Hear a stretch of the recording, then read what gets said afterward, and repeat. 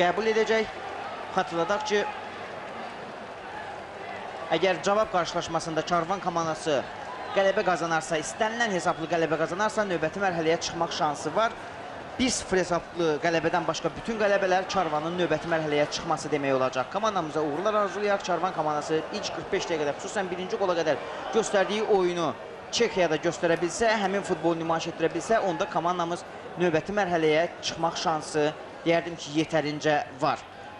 Meydanın mərkəz xətti yaxınlığında indi Slavia komandasının futbolçuları topa nəzarət edirdilər. Bu arada görüşün baş hakimi saatına baxır və artıq hakimin əlavə etdiyi dəqiqələr oynanılır. İkinci 45 dəqiqə artıq başa çatıb və oyunun son dəqiqələri, son saniyələri oynanılır. Dejan Stanisic indi hər dəqiqəyə matçı bitirə bilər. Sağ cinahdan Slavia komandasının görüşdəki son hücumlarından biri. Taborski cərim meydançına daxil olur, ötürmə verilir, qapıya doğru zərbə və təəssüf ki, qapımıza ikinci gol vurulur. Bəli, son saniyələrdə Slavia komandası topu qapımıza vurur, qapımıza ikinci gol vurulur və bu bəlkə də deyərdim ki, Slavia komandası üçün çox mühüm qollardan biri idi.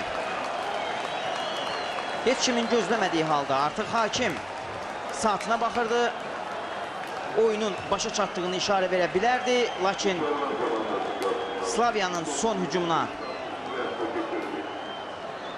şərait yaratdı və budur bu epizodda qonaqlar ikinci topu komandamızın qapısından keçirdilər. Beləliklə, Karvan Slavia görüşü 2-0 hesabı ilə Slavia komandasının xeyrinə başa çatır. Bir daha xatırladırıq ki, Karvan komandasının artıq bu mərhələyə çıxması, UEFA Kubokunda ikinci mərhələyə çıxması özü